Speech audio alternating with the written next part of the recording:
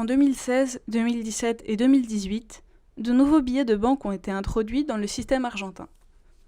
Ils remplacent des billets à l'effigie de héros politiques argentins. Cette nouvelle série figure un animal par type de billet. Les billets de 2016 ont des montants qui n'existaient pas jusqu'alors, de 200 pesos avec une baleine australe et de 500 pesos avec un jaguar argentin. En 2017 sont introduits le billet de 20 pesos figurant un lama guanaco des steppes patagoniques et le billet le plus haut, qui n'existait pas non plus avant, de 1000 pesos, figurant un fournirou, oiseau national de l'Argentine. Enfin en 2018, il s'agit du billet de 100 pesos sur lequel figurait depuis 2012 Eva Perón avec un taluca, cerf andin du nord-ouest, et le billet de 50 pesos avec un condor andin. Les billets d'une valeur supérieure à 100 pesos ont été créés face à l'inflation et l'usage des billets principalement de 100 pesos. Donc ces billets de 93% de l'argent en circulation sont tombés à 60% et ainsi le gouvernement a économisé en 2018 sur l'impression de billets l'équivalent de plus de 30 000 euros. Nosotros tenemos un sistema de áreas protegidas, son áreas protegidas. Tenemos 15 áreas protegidas y gracias a una iniciativa de la Fundación Bioandina, todas las áreas protegidas de estas provincias andinas han sido declaradas como santuarios para el cóndor. Actualmente vas a cualquier área protegida de la provincia y es un santuario del cóndor. O sea que sí o sí, en esas reservas o áreas protegidas hay leyes y hay toda una normativa de protección de la fauna, pero del cóndor en particular. En connaissant les recherches actuelles de CAG, des billets de banque, donc de l'argent, figurant des animaux, nous a paru à un sujet à traiter. CAG se trouvait il y a quelques semaines dans une région d'Argentine où le condor est très présent, que ce soit physiquement ou dans la conscience collective. C'est donc à San Juan, dans la précordillère des Andes, que nous avons rencontré Ezequiel Salomon, technicien du secrétariat du développement durable de la province.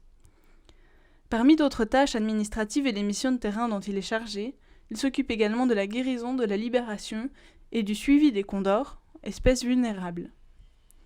Nous avons approfondi avec cette rencontre le statut du condor, qu'il soit écologique, environnemental, mythique, religieux ou scientifique. En general nunca lo hemos asociado, o por lo menos no tengo datos de que acá lo hayan asociado con un valor monetario al cóndor, con dinero ni nada de eso.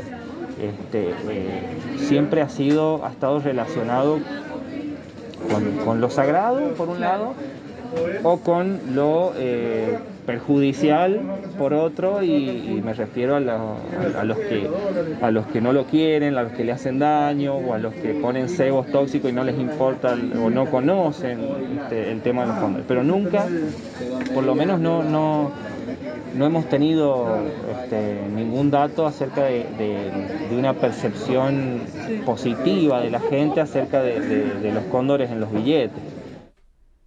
Curieusement, nous trouvons très peu de billets de 50 pesos dans la vie courante, de l'ancienne ou de la nouvelle série. CAG n'a donc pas pu tenir ou contempler de billets Condor. Nous supposons donc que sa valeur, par la rareté, augmente. Bien sûr, ce n'est pas le cas, et tout ce qu'il reste à faire, c'est de composer avec les billets de plus petite valeur. On pourrait faire aussi un rapprochement par le vocabulaire en pensant au fonds vautour, mais nous le ferons une fois notre diplôme d'économie en poche.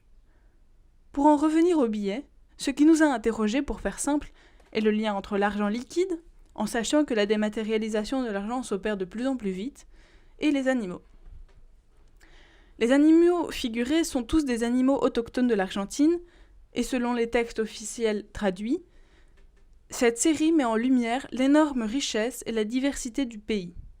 Le recto de chaque billet réfère à la figure d'un animal typique de chaque région, pendant que le verso met en avant l'environnement caractéristique de l'espèce. Et le but serait donc de chercher à être un point de rencontre entre les Argentins qui contribuent à l'union des citoyens dans la tâche d'honorer le pays, à sa faune et à renforcer l'engagement de tous avec l'environnement, avec le bonheur et avec la vie. Certains animaux de la famille de biais sont classés comme monuments naturels national, et parmi eux, certains sont en danger d'extinction ou, comme le condor, considérés comme espèces vulnérables. Alors, ces biais ont-ils une vocation pédagogique, de représentation ou de sensibilisation ? D'après Ezequiel, des répercussions concrètes ne se font pas voir pour l'instant. Cependant, aucune étude précise n'a été réalisée. Peut-être que l'intérêt porté par CAG à ces biais fait partie d'une sensibilisation effective, même si c'est à une échelle très restreinte. Mira, nosotros por lo menos acá en la provincia, no hemos notado de que haya habido algún impacto de la gente o alguna percepción de la gente porque aparezca el cóndor en los billetes. El cóndor o cualquiera de los animales que aparecieron en los billetes. La verdad que tampoco hemos hecho un estudio con encuestas y por ahí está bueno hacerlo. No hemos hecho pero tampoco no nos ha llamado, o no hemos recibido ningún tipo de información acerca de que haya aumentado el conocimiento o la percepción de la gente hacia los cóndores, nada de eso. De hecho, la mirada de los cóndores acá en la provincia, hay, digamos, la gente, por lo menos la gente que es de zona urbana, por ahí sí tiene una percepción positiva y de a poco se va logrando que vayan viendo al cóndor como un animal carroñero, como un animal sagrado para nuestras comunidades, como un animal que cumple un rol importante en el ecosistema. Si les billets ne sont pas une nouvelle source d'amélioration du soin porté aux animaux représentés, l'État est financièrement investi depuis plus de 15 ans dans la protection de la faune et la flore argentine. L'organisme dans lequel travaille Ezequiel est public, et chaque province argentine a un service dédié à la protection de l'environnement, dépendant d'un secrétariat de l'État. Et depuis cet investissement financier, matériel et humain, dans la province de San Juan, de nettes améliorations ont été observées. Les populations de condors sont passées d'être en danger d'extinction à vulnérables. La direction de conservation de zones protégées, où travaille Ezequiel, se charge de la veille sur l'état des condors de la province, de les prendre en charge en cas de maladie ou d'accident, de les envoyer temporairement dans des organismes de soins, d'initiatives pédagogiques et de sensibilisation, principalement dans des zones rurales, et de tâches administratives. Ces démarches sont efficaces et les populations de condors augmentent. En France, dans les Pyrénées, le Massif central, les Alpes, la Corse, les vautours ont subi relativement le même destin que les condors jusqu'à la fin du XXe siècle. Nous observons alors des politiques et mesures de protection différentes, dues aux conditions d'espace, de densité de population, d'hygiène. Prenons un exemple dont le fonctionnement est représentatif en France et dans l'Union européenne de ces mesures, où les vautours sont à la fois protégés et à la fois un attrait touristique. Les Cévennes. Dans cette zone, jusqu'à quelques années en arrière, l'abandon dans des zones naturelles de cadavres d'animaux était formellement interdit. Les règlements se sont assouplis pour justement assurer la survie de plusieurs espèces d'oiseaux nécrophages, dits écarisseurs naturels. Or, les charognes ici sont des animaux morts dans des élevages, des zoos, des déchets des industries des viandes. Les zones où laisser les dépouilles et les déchets sont délimitées et régulées. L'une de ces zones se situe par exemple au début d'un sentier de randonnée des Cévennes. Des touristes peuvent donc se retrouver face à une curée, impressionnant repas de vautours. Ce fait constate une forte proximité de zones urbaines ou tout du moins habitées et visitées.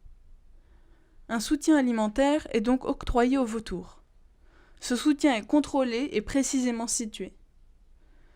Les vautours, qui font disparaître déchets et maladies, ont donc mémoire de cet endroit et en dépendent. La société humaine profite aussi de cet écarissage naturel qui ne nécessite ni technologie, ni produits nocifs, ni main-d'œuvre. Nous assistons donc à la création d'une interdépendance entre les vautours et les humains. Ainsi, pour mieux les protéger, on assiste à un glissement de statut du vautour selon les statuts définis par le livre Zoopolis écrit en 2011. Le vautour, d'animal sauvage et donc étranger, se dirige vers un statut d'animal liminaire, c'est-à-dire ni domestique ni sauvage, au même titre qu'un pigeon ou un rat. Une des conditions importantes pour être un animal étranger est celle de la souveraineté sur son territoire. Le vautour perd cette souveraineté en dépendant d'une nourriture produite par les humains dans des conditions d'hygiène acceptables pour ceux-ci, et dans des endroits qui ne se renouvellent pas. Une autre solution dans la société telle que nous la connaissons, en laissant des charognes naturelles, ne serait pas envisageable en raison de l'occupation des territoires et de la densité de la population humaine élevée en France. La France a une densité de population de 115 personnes par kilomètre carré, l'Argentine, où vivent majoritairement les condors, de 15 personnes par kilomètre carré, la province de San Juan, où Kag a rencontré Ézéchiel, d'un peu plus de 7 personnes par kilomètre carré. Bien sûr, et c'est un problème récent, l'avancée de l'urbanisation en Argentine pose problème pour les condors, ceux-ci s'étant parfois nourris dans des décharges sauvages proches de zones urbaines. Mais de là à devenir des animaux liminaires, il reste de nombreuses étapes. Les organismes de veille constatent que les condors restent encore loin des zones urbaines et placent leur nid jusqu'à 5500 mètres d'altitude. Les touristes croisant des condors de près se font nettement plus rares. Ces mêmes organismes se chargent d'un autre paramètre lors des libérations de condors guéris. L'invitation des populations originaires d'Argentine. Et à San Juan, il s'agit des Huarpes. En effet, le condor est pour elles un animal déifié, qui signifie beaucoup dans leur religion. Chaque libération de condors voit s'organiser une cérémonie ancestrale menée par des représentants des communautés originaires. Cela confère à l'événement un fort impact spirituel qui prolonge le fait que le condor est un symbole national d'Argentine, mais aussi de Bolivie, de Colombie, du Chili, d'Équateur, du Pérou. Le condor est donc très important pour les religions et folklores de ces pays, mais malgré cela, il continue d'être intoxiqué par les appâts venimeux destinés aux prédateurs sauvages. Cette pratique est interdite, non seulement pour les condors, mais aussi pour les prédateurs, qui régulent eux aussi les populations animales des zones rurales d'Argentine. Les appâts toxiques sont une des principales causes de la vulnérabilité de l'espèce des condors. Pour en revenir aux cérémonies religieuses organisées pour les libérations de condors, très peu d'informations sont accessibles sur Internet, mis à part des vidéos sur YouTube, et c'est ce qu'on conseille de regarder Ézéchiel Salomon. Cependant, sans même savoir quelles sont toutes les significations et représentations du condor, on ressent, toujours selon Ézéchiel, une forte impression spirituelle. Il s'agit d'une expérience sociologique, écologique, religieuse et très satisfaisante dans le sens d'un accomplissement de société. Si je n'ai pas pu utiliser de billets de 50 pesos, ni admirer de condors en vol, en tout cas en connaissance de cause, je me suis rappelé à la fin de la rencontre avec Ézéchiel et après plusieurs heures de recherche, d'avoir vu des condors en captivité dans un parc faunistique du nord de l'Argentine, il y a plusieurs années. Je n'avais alors pas encore compris l'ampleur que peut avoir une rencontre avec un condor. Étrangement, je me souviens plus des interactions avec un perroquet, qui semblait en meilleure santé que lesdits condors. Les quelques paroles échangées avec Ézéchiel une fois l'entretien fini portaient justement sur les perroquets parlants, car j'ai évoqué un autre podcast de Kag sur un oiseau, le ménate. El cóndor tiene el color blanco, lo tiene arriba, en el dorso. En cambio el jote lo tiene abajo y se ve desde abajo. El cóndor no lo puedes ver desde abajo la parte blanca, tiene que planear y dar vuelta para poderle ver la parte blanca, las plumas blancas que tiene en el dorso, en la espalda, digamos. Así que